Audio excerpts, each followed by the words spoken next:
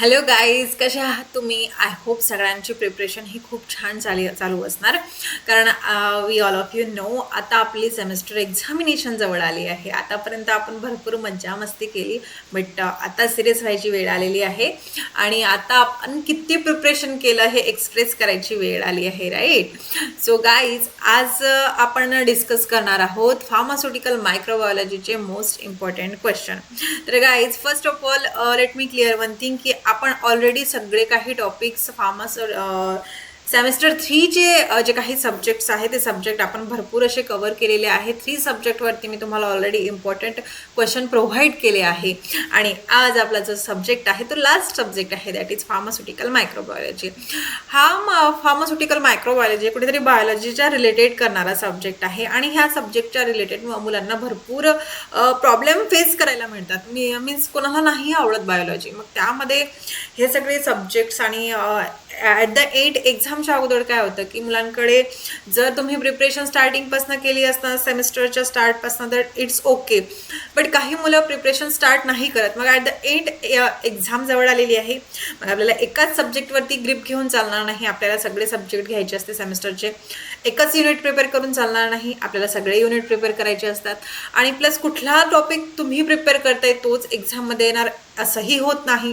तर मग होऊ शकतं की कदाचित तुम्ही मिस झालेलाच क्वेश्चन एक्झाममध्ये येणार आणि असे भरपूर असे क्वेश्चन मुलांना फेस करावं लागतं, ठीक आहे. आणि त्यामुळंच नको असलेल्या गोष्टी लाईक बॅकलॉग वगैरे मुलांना फेस करावं लागतं. सो अशा कुठल्याही प्रकारचा प्रॉब्लेम तुम्हाला येणार नाही, कारण आय नो माझे स्टुडंट सगळे छान प्रकारे प्रिपरेशन करत आहे.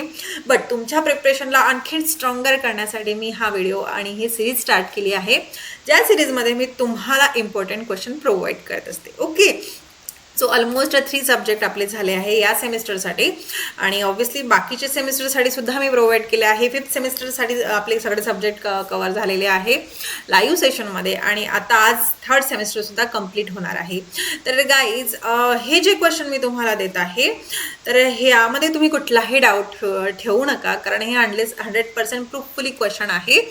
असे नाही की रँडमली मी सिलेक्ट केले आणि तुम्हाला क्वेश्चन द्यायची म्हणून देत आहे. नो, नेवर नेबो, असं कधी होणार नाही. गाईज, हे जे क्वेश्चन आहे रिपिटेटिव्हली क्वेश्चन विचारले गेले आहे. प्रिव्हियसली काही इयर्सपासून आपण जर फार्मास्युटिकल मायक्रोबायोलॉजीचे पेपर चेक केले तर तुम्ही प्रत्येक दुसऱ्या तिसऱ्या पेपरमध्ये मीन्स तो बॅकलॉगचा असो की रेग्युलरचा असो, तुम्ही हे क्वेश्चन रिपिटेटिव्हली बघणार. आणि असेच क्वेश्चन मी सिलेक्ट केले आहे जे क्वेश्चन तुमचे ऑलमोस्ट 70 to 80% सिलेबस कव्हर करतात. ओके, आणि हे क्वेश्चन लास्ट काही इयर्सपासून रिपिटेटिव्हली होत आहे.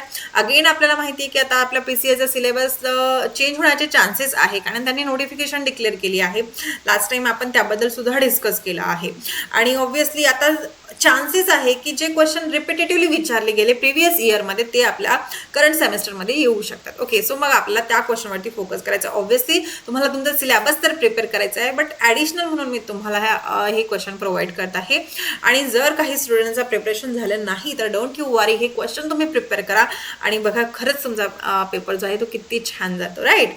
आणि ऑब्व्हियसली तुमचा सिलेबससुद्धा कव्हर होणार आहे. हे क्वेश्चन हाय वेटेज आहे, मोस्ट रिपिटेटिव्हली आहे आणि एक्झाम हिट क्वेश्चन आहे.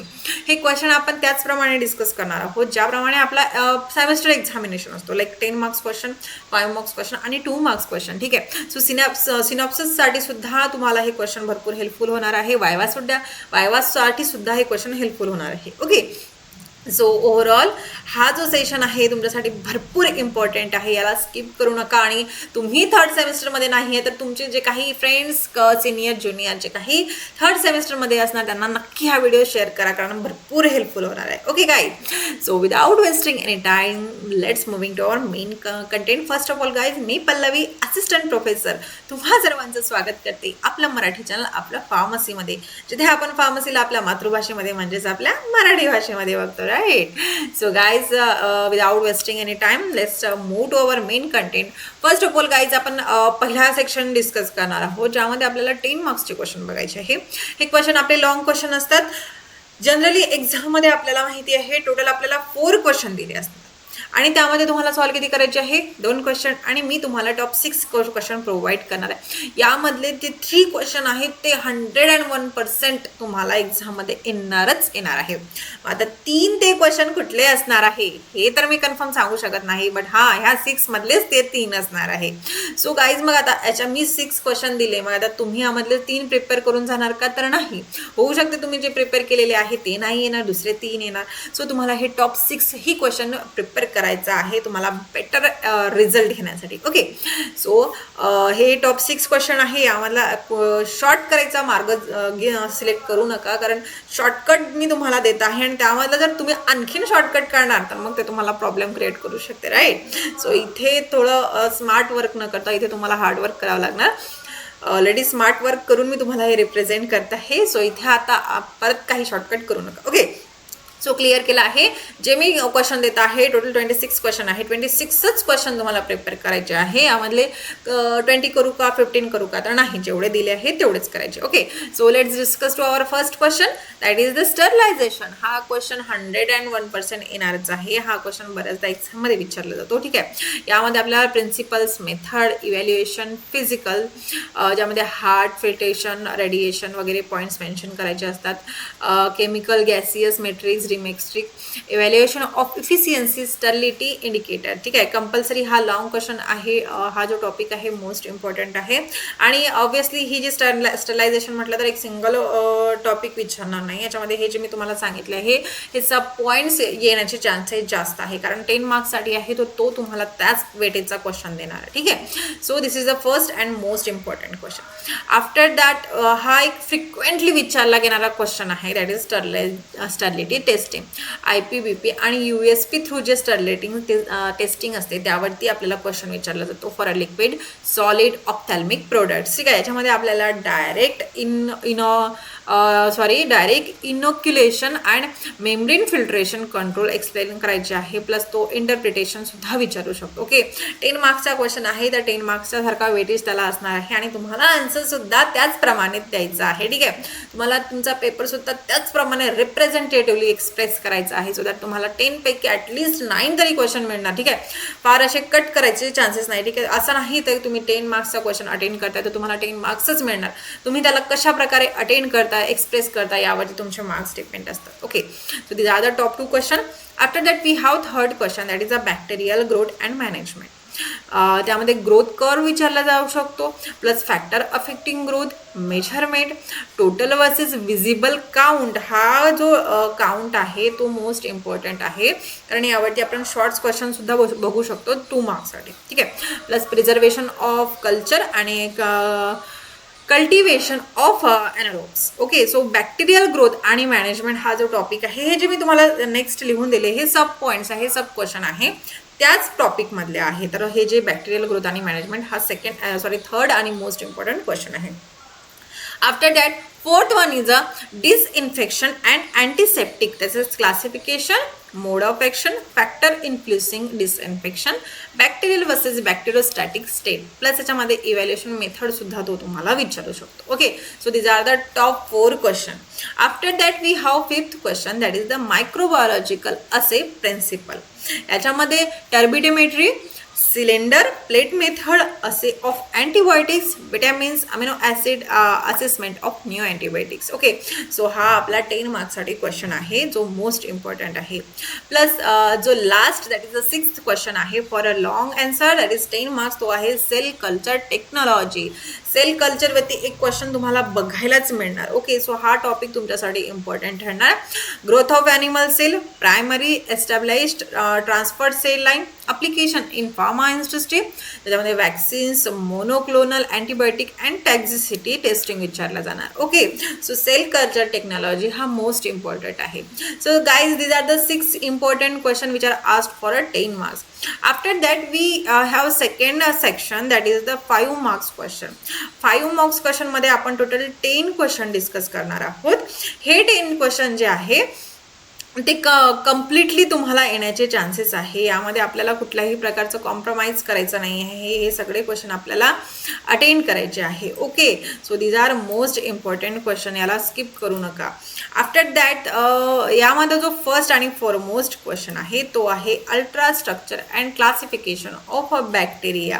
ओके, हा मोस्ट इम्पॉर्टंट क्वेश्चन आहे. सेकंड वन आहे microscopy phase contract dark field electron microscopy, हा सेकंड इम्पॉर्टंट क्वेश्चन आहे.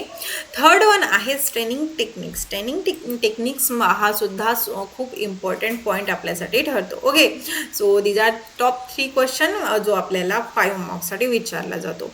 After that fourth question is a fungi microbiology classification and reproduction. फंगायवरती एक question असणार आहे, एक क्वेश्चन व्हायरसवरती असणार आहे, ज्यामध्ये स्ट्रक्चर क्लासिफिकेशन आणि रेप्लिकेशन विचारणार. ठीक आहे, फॉर अ 5 मार्क्स. आता 5 मार्क्सचा क्वेश्चन आहे. रेप्लिकेशन हा टॉपिक भरपूर मोठा आहे आणि व्हायरसेस म्हणते एवढे सगळे जर टॉपिक तो आपल्याला विचारत असणार तर तुम्हाला ऑब्व्हियसली मार्क्सची किती वेटेज आहे त्या वाईज क्वेश्चनला अटेंड करायची आहे. मग आता 5 मार्क्स आहे तर तुम्ही भरपूर लेंदी त्याला एक्सप्लेन करत असणार तर तिथे तुम्हाला घोळ होऊ शकतो. सेकंड क्वेश्चनसाठी मार्क्स टाइम मिळणार नाही. सो तुम्हाला मार्क्सच्या वेटेजनुसारच आन्सरला अटेंड करायचं आहे. Okay, 6 one is aseptic area design and laminar air flow. Okay, so these are the 6th question. After that we have 7th question, that is the type of microbial spoilage and factor affecting to the spoilage. Again guys let me clear one thing की तुम्हाला तुमच्या मार्क्सच्या weightage थ्रूच तुम्हाला जे काही question आहे ते attend करायचे आहे. ओके, सो यामध्ये कुठल्याही प्रकारचं कॉम्प्रोमायझेशन करू नका. तुम्हाला जितके मार्क्स चा जो क्वेश्चन आहे त्याच वेळी तुम्ही अटेंड करा. Okay, so these are most important question. After that we have next question, that is the 8th question, preservation of pharmaceutical antimicrobial preservatives, evaluation of microbial study. Okay, so ha sudha most important question ahe. After that 9th question is a disinfectant mechanism, ज्यामध्ये phenol, alcohol, halogen, aldehyde आणि quartz विचारले जातात. Okay, हे जे मी points इथे mention केला यावरती तो विचारणार नाही, तुम्हाला डायरेक्टली डिसइन्फेक्टंट मेकॅनिझम विचारणार, बट तुम्हाला एक्झाम्पल हे द्यायचे आणि याला एक्सप्लेन करायचं आहे. After that guy last and 10th question आहे, that is the pure culture technique and isolation method. So these are the top 10 question for a 5 marks. After that let's moving to our next section, that is the 2 marks question. I know 2 marks क्वेश्चनसाठी आपल्याला option नसतो, 10 question दिलेले असतात आणि 10 पैकी 10 ही question आपल्याला solve करायचे असतात. त्यामध्ये आपल्याला ऑप्शन ते देत नाही, जेवढे आहे ते 20 मार्क्ससाठी अटेंड करायसाठी. सो हे मोस्ट इम्पॉर्टंट क्वेश्चन आहे गाईज, याला स्किप करू नका. हे मोस्ट रेपिटेटिव्ह क्वेश्चन आहे आणि याचे येण्याचे चान्सेस जास्त आहे. फर्स्ट वन आहे डिफाईन स्टरलायझेशन. सेकंड वन आहे what is viable count. Viable काउंटवरती एक क्वेश्चन कंपल्सरी असतो. सो हा क्वेश्चन भरपूर वेटेज देणारा आहे. वायबल काउंट हा आपण लॉंग क्वेश्चनमध्ये सुद्धा बघितला 10 मार्क्ससाठी. सो इथे सुद्धा हा आहे, हा मोस्ट इम्पॉर्टंट आहे, ह्याला स्किप करू नका. Okay, after that third one is a give 2 difference between prokaryotic आणि युकॅरियोटिक्स. हा एक डिफरन्स असतो. So after that fourth one is a what is gram staining. Fifth one is a define bactericidal and bacteriostatic. So हा सुद्धा एक most important question आहे. Sixth one is a what is aseptic area. Aseptic area हे काय आहे ते आपल्याला explain करायचं आहे. Seventh one is a define disinfectant, give one example. Okay, so these are the top 7 question. Then we have another, that is the 8th one is a what is sterility indicator. यामधलं कुठल्याही दोन्हीचे name तुम्हाला लिहायचे आहे आणि ते काय आहे ते एक्सप्लेन करायचे आहे. After that 9th one is a what is IMVI C test. ठीक आहे, याचा फुल फॉर्म लिहायचा आणि याला एक्सप्लेन सुद्धा करायचं आहे. After that 10th one is a define microbial spoilage. Okay, so these are microbial स्पॉइलेजवरती अनदर क्वेश्चन बघितला आपण. ओके, सो हा मोस्ट इम्पॉर्टंट पॉईंट ठरतो, कारण जर एखादा क्वेश्चन आपल्याला 2 मार्क्ससाठी, 10 मार्क्ससाठी आणि 5 मार्क्ससाठी जर इम्पॉर्टंट असणार तर तो क्वेश्चन आपल्यासाठी खूप इम्पॉर्टंट ठरू शकतो. ठीक आहे, काय इम्पॉर्टंट ठरू शकतो तर त्यामध्ये आपल्याला जे काही रिपिटेटिव्हली विचारले जाण्याचे चान्सेस आहे ते जास्त असतात.